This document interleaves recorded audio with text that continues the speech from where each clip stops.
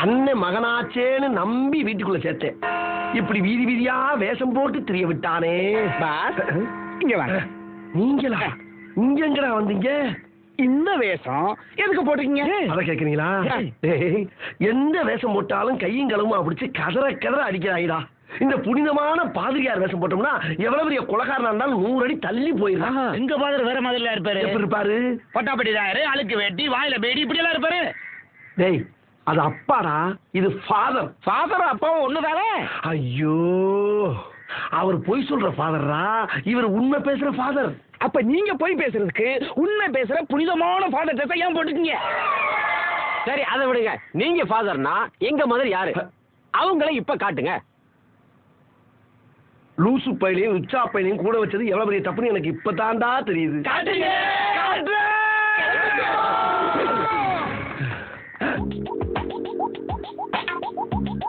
யாரு?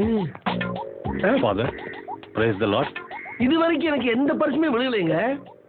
நீங்க எந்த பிரான்ச்சை சேர்ந்தவரு? ஓ, அத கேக்குறீங்களா? சென்னையில ஹைகோர்ட் பக்கத்துல ஒரு பாரிஸ் இருக்கு பாத்தீங்களா, அங்கதான் எங்க பூர்வீகமே இருந்துச்சு. அப்புறம் எல்லாரும் மண்டே இந்தியா போட்டு இப்ப எங்க அண்ணன் மட்டும் கோடம்பாக்கம் வந்து, கோடம்பாக்கத்துல இருந்து போரூர் வந்து செட்டில் ஆயிருக்காங்க. நான் மும்பை வந்துட்டேன். 8வது அதிகாரத்துல ஏசு என்னடா சொல்லிருக்காரு? இவ்வளவு அதிகாரமா கேக்குறானே, தப்பா சொன்னா கொன்றுவானோ. பொதுவா சொல்லுவான், எது சொன்னாலும் அவர் நல்லதா தாங்க சொல்லியிருப்பாரு. அதை போட்டு என் கிளறிக்கிட்டு இருக்கீங்க. போய் வேலை வெட்டிய பாருங்க. என்ன, உலகத்துல எவன வேணாலும் மன்னிக்கலாம், ஆனா இந்த ட்ரெஸ் போட்டுக்கிட்டு ஏமாத்திரவன மன்னிக்கவே கூடாதா? அப்படின்னா எப்பயும் ஒரு முடிவனுங்க.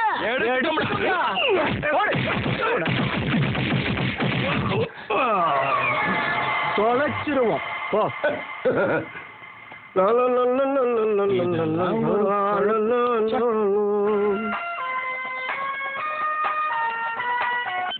ஹலோ. ஹாய் சித்தப்பு.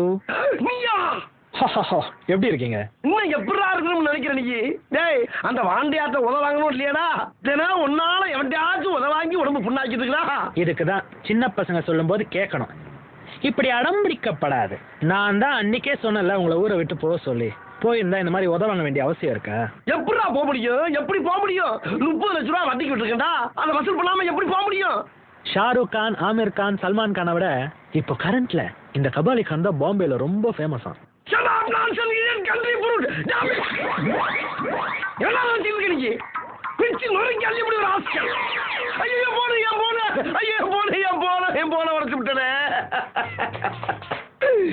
என்ன படுத்துறாளையா?